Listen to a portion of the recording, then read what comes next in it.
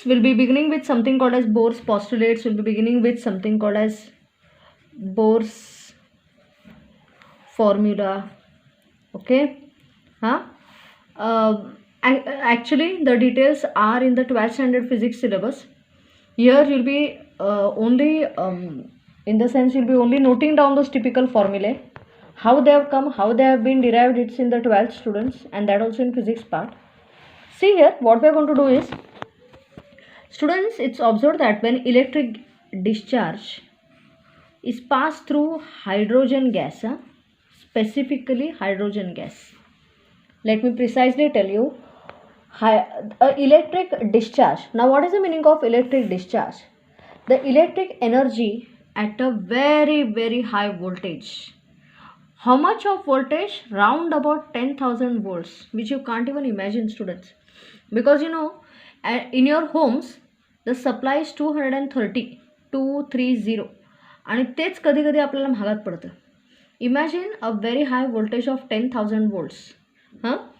This high voltage is passed through hydrogen gas, which is called electric discharge, students. And what is observed here? We get some beautiful lines of hydrogen gas. These lines are called the lines of spectrum, and they are called as the spectral lines. Students, several thousands of lines are actually formed, but the lines visible to us are only few. Only few. The lines which our eyes can sense are only, I think, 4 to 5 lines, and these lines are called the Balmer series. The wave number of these lines, this is nu bar, the symbol is nu bar here. The wave number of these lines or wavelength, you know, when you reciprocate wave number, you get wavelength, is calculated by using the formula 109,677 into 1 upon n1 square minus 1 upon n2 square. Now, what is this? 109,677. It is actually the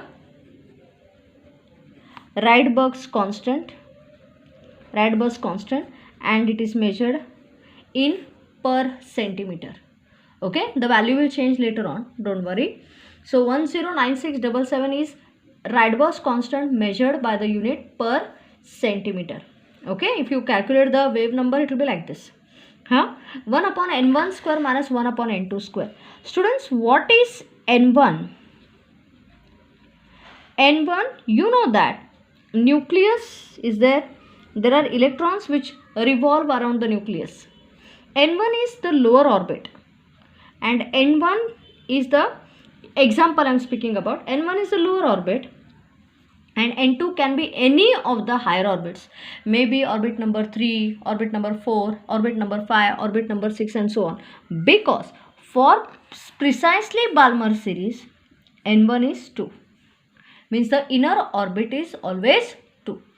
Okay, so the formula will be 109,677 1 upon 2 square minus 1 upon n2 square. This is how you calculate the wave number. Are you okay? Yeah. This is the part which is this particular nu bar is equal to 109,677, gives indirectly the idea about the Bohr's formula. So it was proposed by Bohr, so it is called as Bohr's formula. If you had derived it, your name would have come. Okay, that's the only thing here. Very simple to understand. I'll repeat what I said, and then we will enter into Bohr's postulates. Bohr's postulates of what? Again, hydrogen atom. Students, they are not, it's very difficult to apply the Bohr's theory for higher order atoms, like even for helium, lithium, beryllium and all that. Forget about nitrogen and all, wo to dur ki baat hai. It's difficult to apply even for helium and all that. Are you okay here? I will repeat this within 2 minutes, and we will continue with the Bohr's postulate. When an electric discharge, means a very high voltage, is applied to hydrogen gas, certain lines are visible. Actually, thousands of lines are formed. These are called the lines, spectral lines, students.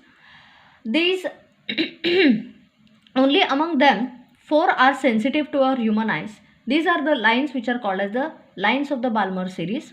The wave number or the wavelength reciprocate केलं ना हे wave number तर तुम्हाला wavelengthच मिळणार. The wave number or wavelength of these lines is calculated by using this typical formula 109677 1 upon n1 square minus 1 upon n2 square. Now what is n1? Inner orbit. What is n2? Any of the outer orbits. No, I will not precisely mention it as second, third, fourth, fifth and all that. It can be anything.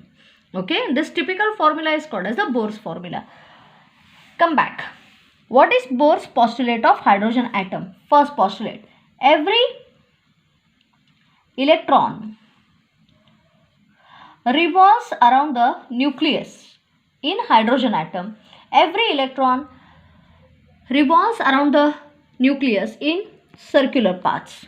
As far as the electrons revolve in these circular paths, they neither absorb energy, they neither radiate energy.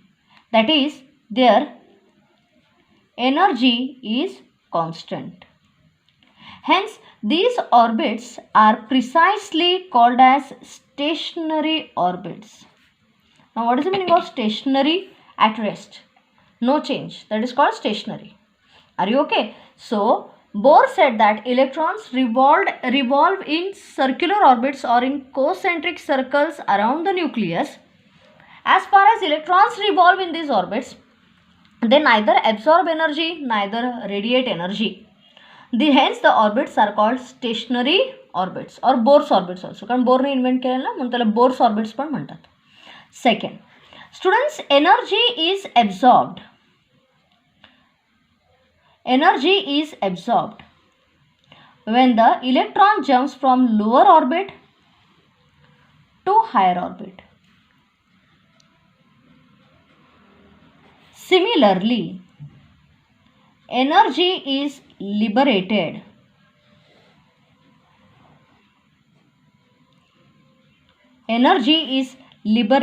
or given out when the electron jumps from higher to lower orbits. That's it.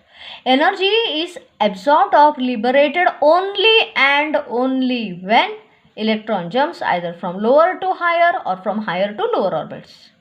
Second postulate. Third postulate. Students, the difference in energy. The difference in energy. Energy is absorbed, energy is liberated. The frequency of हे nu आणि हे nu bar ह्याला wave number म्हणतात and this is frequency.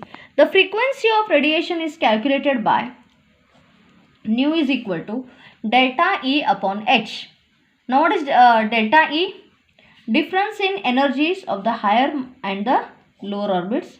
And what is H? H is a constant which is called as the Planck's constant. Means the frequency of radiation, the frequency which is emitted or absorbed is calculated by using the formula nu is equal to E2 minus E1 upon H. Postulate number 3. Postulate number 4. It states that as far as the electron revolves around the nucleus, see this word, the angular momentum is equal to integral multiple of h upon 2 pi. Now you may ask me, what is this angular momentum? Angular momentum means momentum in a circle because electrons are revolving in circle.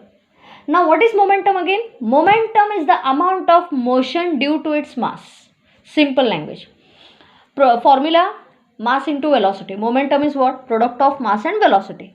Meaning amount of motion possessed by the body due to its mass. Angular momentum, the same momentum in circular motion. That is called angular momentum. Angular momentum is nh upon 2 pi. If this condition is satisfied, then and then only electrons revolve without absorbing or radiating energy. The formula for angular momentum is mvr is equal to nh upon 2 pi. Now you may ask me, what is m? Obviously mass of electron. What is v? Velocity. r, radius, n, orbit number h, Planck's constant upon 2 पाय. आता पाय काय ते मी सांगणार नाही, तुमचं तुम्ही काय ते बघा. Okay, so this is one here. These are the following points of Bohr's postulate. I'll revise. In precisely in hydrogen atom, electrons revolve around the nucleus in circular orbits. As far as electrons revolve in those specific orbits, neither